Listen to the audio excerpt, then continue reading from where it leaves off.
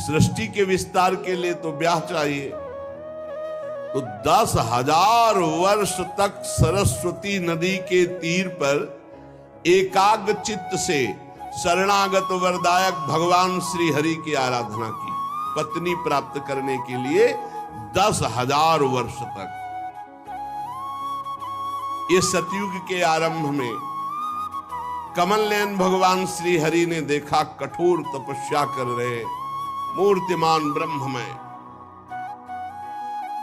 भगवान भव्य दिव्य रूप धारण करके प्रकट हुए। गले में श्वेत कमल कुमुद के फूलों की माला धारण किए, मुख कमल श्याम वर्ण का, नीली नीली अलकावली निर्मल पीतांबर धारण किए, झिलमिलाता हुआ सुवर्ण में मुकुट, कानों में जगमगाते हुए कुंडल, कर कमलों में शंख चक्र गदा पद्म, और उनके एक हाथ में क्रीड़ा के लिए श्वेत कमल लिए हुए प्रभु मधुर मुस्कान भरी चितवन चित्त को जो चुराए लेती है, श्री चरण कमल गरुण जी के कंधे पर विराजमान है, वक्षाय स्थल में श्रीवत्स चिन्ह और कौस्तुभ मणि है। प्रभु करदम जी के सामने आकाश स्थित गरुण पर विराजमान होकर दर्शन दिए और कहा, आँख खोलो, तुम्हारी तपस्या पूर्ण हुई। ये भी देखा गरुण पर विराजमान भगवान श्री हरि, साष्टांग प्रणाम किया और प्रेम पूर्ण चित्त से हाथ जोड़कर भगवान की स्तुति की। करदम जी ने कहा, स्तुति करने योग्य परमेश्वर, आप संपूर्ण सत्वगुण के आधार हैं। योगी जन उत्तरोत्तर शुभ योनियों में जन्म लेकर अंत में योग के द्वारा आपके दर्शन से ही पूर्ण भगवत प्राप्ति होती है। उत्तरोत्तर जनलोक, महालोक, तपलोक, सत्यलोक, लेकिन इसमें जीवन मुक्त है। ये माययाते हत में दशस्त्वत पादार विंदम भव सिंधु पोतम। इस भव समुद्र का जहाज है भगवान के चरणारविंद। उपासते काम लवायते शाम राशीस कामान निरये पियेषु। जिनकी बुद्धि मारी गई है वे आपके चरणों से विमुख होकर के नारकी पापाचरण करते हैं और नरक भोगते हैं। स्वामिन, जिसने आपके चरण कमलों का आश्रय ले लिया उसके संपूर्ण मनोरथ पूर्ण हो गए। प्रभु, यद्यपि आपका दर्शन बड़ा दुर्लभ है पर मुझे प्राप्त हुआ, पर प्रभु मैं कैसे कहूं कि आपसे क्या मांगना चाहता हूं, क्योंकि बड़ी हंसी की बात होगी। आपको प्राप्त करके, आपको न मांग करके मैं आपसे पत्नी मांगता हूं, क्योंकि मेरे पिता ब्रह्मा जी की आज्ञा है सृष्टि विस्तार करो। आप स्वरूप से निष्क्रिय होने पर माया के द्वारा सारे संसार का व्यवहार चलाने वाले हैं। थोड़ी सी भी आपकी उपासना कर ले तो उसकी दुर्गति नहीं होगी। ये बातें पकड़ने वाली हैं। थोड़ी सी भी हरि की उपासना हो जाए तो दुर्गति नहीं होगी। ऐसे आपके श्री चरण कमल बंदनी है, मैं आपको बार बार नमस्कार करता हूं। मैत्रेय जी कहते, भगवान प्रणय भरी मुस्कान से करुणामयी चितवन से देख रहे थे। करदम जी की तरफ गरुण जी के कंधे पर विराजमान थे। श्री भगवान ने कहा, तुमने बड़ा आत्म संयम किया। 10,000 वर्ष तक जितेंद्रिय रहकर एकाग्र होकर मेरी आराधना की। मैं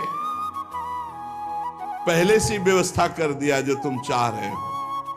प्रजापति, मेरी आराधना कभी निष्फल नहीं होती। एक एक बात पकड़ना। एक बार आपने कृष्ण कहा है, राधा कहा है, राम कहा है, हरि कहा है, एक बार आपने भगवान को प्रणाम किया, एक बार थोड़ी भी पत्र पुष्पादि से भगवान की सेवा की, कभी निष्फल नहीं होगी। और जिनका चित्त निरंतर मेरे में लगा हुआ है उन महात्माओं का तो क्या कहना। थोड़ी सी भी जिसकी आराधना हो गई वो निष्फल नहीं होगी, वो दुर्गति को प्राप्त नहीं। और जो रात दिन भजन कर रहे हैं उन महात्माओं का क्या कहना। तुम्हें पत्नी चाहिए, आदि सम्राट महायशस्वी स्वयंभू मनु, जो ब्रह्मावर्त में रहकर 7 समुद्र वाली सारी पृथ्वी का शासन करते हैं, परम धर्मज्ञ महाराज महारानी शतरूपा के साथ तुमसे मिलने परसों यहां आएंगे। और उनकी एक रूप यौवनशील गुणों से संपन्न श्याम लोचना कन्या जो योग से संपन्न है, वो विवाह के लिए स्वयं लेकर आपके पास आएंगे। भगवान से मांगा पत्नी, तो पत्नी कैसी मिल रही? आदि सम्राट महाराज मनु की पुत्री योग संपन्न देवी देहूति, वो यहां आकर के तुम्हें कन्यादान करेंगे, अर्पण करेंगे। जैसा तुमने भावना में सोचा वैसी ही वो पत्नी है करोगे। और उनके अनुसार मरीच आदि ऋषिगण स्वीकार करेंगे, उसी से सृष्टि बढ़ेगी। तुमने मेरी आराधना की, सारे कर्मफल मेरे को समर्पित किए, इसलिए तुम्हें आत्मज्ञान प्रदान करने के लिए मैं स्वयं तुम्हारे पुत्र रूप में प्रकट होऊंगा। ये अपनी तरफ से भगवान ने वरदान दिया। यही कृपा भगवान की होती है। जीव जब विषय मांगता है तो भगवान विषय के साथ अपनी कृपा दे देते हैं, जिससे उसका परम कल्याण हो जाता है। इसीलिए किसी और से मत मांगिए, मांगिए तो प्रभु से मांगिए, और प्रभु के ऊपर छोड़ दीजिए। पूरा करें या ना करें, श्रद्धा पर फर्क ना पड़े तो महामंगल हो जाएगा। भगवान कह रहे कि मैं स्वयं तुम्हारे यहां पुत्र रूप से अवतरित होऊंगा। विदुर जी कर्दम ऋषि से इस प्रकार कहकर भगवान श्रीहरि सरस्वती नदी से अंतर्ध्यान हो गए। गरुड़ जी पर तो विराजमान ही थे। भगवान बड़े करुणामय हैं। हमें लगता है कि अगर विषय भी मांगे तो भगवान से ही मांगे। देखो विषय तो दिया ही, और स्वयं कह रहे कि मैं स्वयं आऊंगा पुत्र रूप में। भगवान कपिल के रूप में आए और बहुत सुंदर ज्ञान का उपदेश करके दोनों को, कर्दम जी को भी और देहूति जी को भी परम पद प्रदान किया। श्री हरि के चले जाने पर बताया था परसों आएंगे महाराज मनु शतरूपा देवहूति को लेकर के, इंतजार करने लगे। मनु जी भी महारानी शतरूपा के साथ सुवर्ण जटित रथ पर सवार होकर अपनी कन्या को बिठा करके विचरते हुए शांति प्राण महर्षि कर्दम जी के आश्रम पर पहुंचे। वहीं बिंदु सरोवर बन गया। कब? जब 10,000 वर्ष तपस्या का फल मांगा पत्नी, तो भगवान के आंसू गिर पड़े कि गजब है मेरी प्रचंड माया की लीला, कि मैं सामने हूं और मेरे 10,000 वर्ष मेरे को प्रसन्न करने के लिए तप किया और उसका फल मांगा पत्नी। तो जो आंसू की बूंद गिरी उसी से बिंदुसर तीर्थ बन गया। बिंदु सरोवर बड़ा पवित्र तीर्थ है, बड़ा ही सुंदर आश्रम जहां कर्दम जी विराजमान है।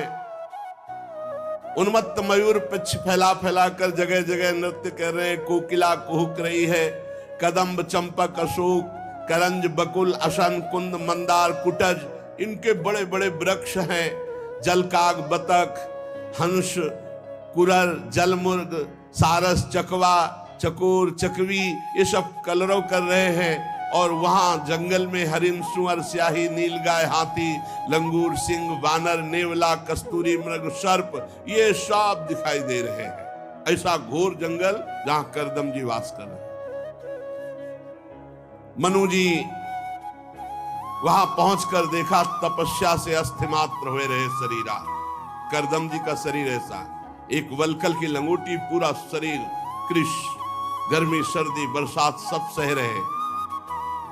विशाल नेत्र, सिर पर जटा सुशोभित, वलकल का चीर धारण किए हुए प्रसन्न मुद्रा में स्वयंभू मनु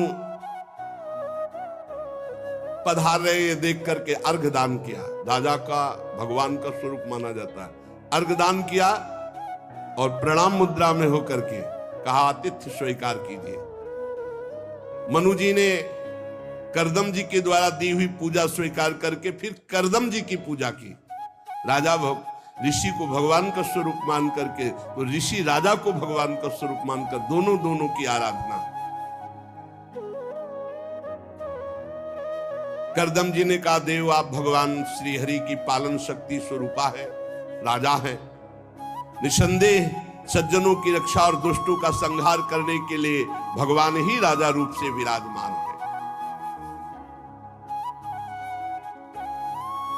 मैं आपसे जानना चाहता हूं कि आपकी क्या सेवा करूं, आपका प्रयोजन क्या है, मेरे लिए आज्ञा क्या है। जो आज्ञा करोगे मैं निष्कपट भाव से उसे स्वीकार करूंगा। मनु जी ने कहा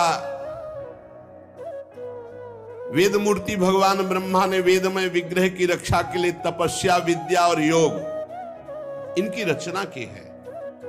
जो तपस्या, विद्या और योग से पुष्ट होता है उसी से हम सुरक्षित होते हैं, हम राजा लोग, और हम राजाओं से पूरी प्रजा सुरक्षित होती है। मनु जी महाराज ने कहा इसीलिए हर राजा के ऊपर एक महाराजा विराजमान रहता है। देवराजेंद्र त्रिभुवनपति तो ऊपर बृहस्पति जी, महाराज विदेहराज जनक तो सदानंद जी, चक्रवर्ती सम्राट महाराज दशरथ तो वशिष्ठ जी, हर जगह। और जिस राजा का संबंध किसी महर्षि से नहीं